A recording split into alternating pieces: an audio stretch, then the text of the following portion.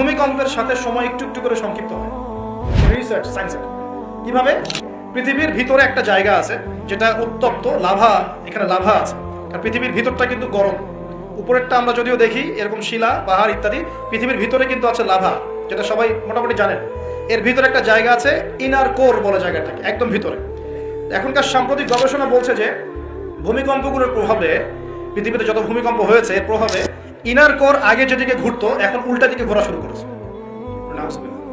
মনে রাখবেন, কিয়ামতের অন্যতম আলামত কিন্তু সূর্য পশ্চিম দিক থেকে উঠবে আর সময় সংক্ষিপ্ত হয়ে আসবে। নবীজি বলেছেন যে একটা বছর চলে যাবে একটা মাসের মতো, একটা মাস চলে যাবে একটা সপ্তাহের মতো, একটা সপ্তাহ যাবে একটা দিনের মতো, একটা দিন যাবে কেমন, নবী এটাও বলেছেন। নবীজি বলেছেন একটা দিন যাবে একটা ঘন্টার মতো। মানে ঘন্টা মানে কি, যে ম্যাচের কাঠি জ্বালাতে যতক্ষণ সময় লাগে এতটুকু সময়ের মধ্যে মিনিট চলে যাবে। কিভাবে হবে এটা আল্লাহ ভালো জানে। আপনাদেরকে নিউজ দেয়, চায়নাকে নাম তো শুনেছেন? চায়না একটা বাঁধ নির্মাণ করেছে, কৃত্রিম বাঁধ। ওর দেশে একটা কৃত্রিম বাঁধ নির্মাণ করেছে।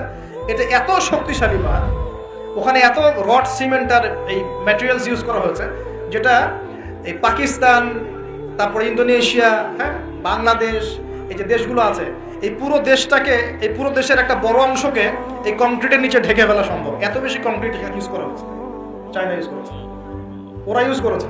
এবং বিশাল একটা পানির ফ্লো তারা সৃষ্টি করেছে, কৃত্রিম, এটা কিন্তু ম্যানমেড। তো আমি গতকাল রিসার্চ করতে গিয়ে দেখলাম যে তারা বলছে এই বাঁধটা নির্মাণ করার কারণে পৃথিবীর আহ্নিক গতির মধ্যে একটা পরিবর্তন চলে আসছে। মানুষের হাতের কামাই দেখেন। আর এখানে কিন্তু এটাও বলা হচ্ছে যে পৃথিবীর প্রথম দিনটা হবে 1 বছরের সমান লম্বা। কে জানে, হয়তো বা এমন কিছু হবে মহাবিশ্বে যে পৃথিবীর আহ্নিক গতিটার মধ্যে কোনো পরিবর্তন হবে, ঘূর্ণনে কোনো পরিবর্তন দেখা দিবে, হয়তো বা, আল্লাহ ভালো জানে। তা আমি বিশ্বাস করি এটা হবে, কিন্তু আমি বলি না। কারণ মানুষ বলবে যে আপনি এত স্পেসিফিকলি কেমন করে বলতে পারেন। তা আমার বিশ্বাস এরকম কিছু একটা হবে, মহাবিশ্বে এমন কিছু একটা হবে যাতে এই পৃথিবীর গতির মধ্যে একটা পরিবর্তন আসবে। না হলে একদিন কেমন করে 1 বছরের সমান হতে পারে? সাহাবীরা প্রশ্ন করলেন, ইয়া রাসূলুল্লাহ, আমরা তখন নামাজ কেমন করে পড়বো? নবীজি বললেন, অনুমান করে পড়ে নিবে, তোমরা এস্টিমেট করে অনুমান করে পড়ে নিবে যে কতটুকু সময় পর পর ওয়াক্ত হচ্ছে। তার মানে সাহাবীরা নামাজে তখনও সচেতন ছিলেন। তারপর দেখেন, ইয়াতাকারাবুজ জামান, নবী যেটাও বলছেন, দ্বিতীয় দিনটা হবে এক মাসের সমান, আর তৃতীয় দিনটা হবে 1 সপ্তাহের সমান। বাকি দিনগুলো হবে তোমাদের দিনের মতোই। এটা হবে, বিশ্ববাসী দেখবে এগুলা। বিশ্বের সামনে ভয়ঙ্কর কিছু ঘটনা ঘটা এখনো বাকি আছে। বিশ্বটা এমন থাকবে না, এখন যা দেখছেন সব এমন থাকবে না। নবীজি বলছেন জ্ঞান উঠে যাবে যখন, এটা উঠে যাচ্ছে দিন দিন। মানুষকে এখন শেখানো হচ্ছে মানুষ বানর থেকে সৃষ্টি হয়েছে। এগুলো জ্ঞান। ইসলামের জাজল্যমান ইতিহাসগুলোকে মানুষ ভুলে যাচ্ছে, এগুলো জ্ঞান।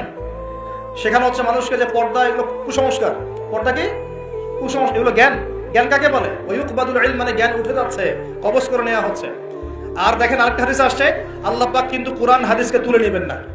একটা হাদিস আসছে, আল্লাহ পাক কোরআন হাদিসকে তুলে নেবেন না, কিন্তু আলেমদের মৃত্যু হবে বেশি বেশি। আলেমদের জান কবজ করার মধ্য দিয়ে আল্লাহ পাক জ্ঞান উঠিয়ে নেবেন। একটু দেখেন না কয়জন আলেম আছে মাঠে, দেখেন তো কয়জন আলেম। আলেম তো অনেকেই আছে আলহামদুলিল্লাহ, কিন্তু বরেণ্য ওলামা যাদের কথা হাজার লক্ষ কোটি মানুষ শোনে, এমন আলেম কয়জন আছে দেখেন।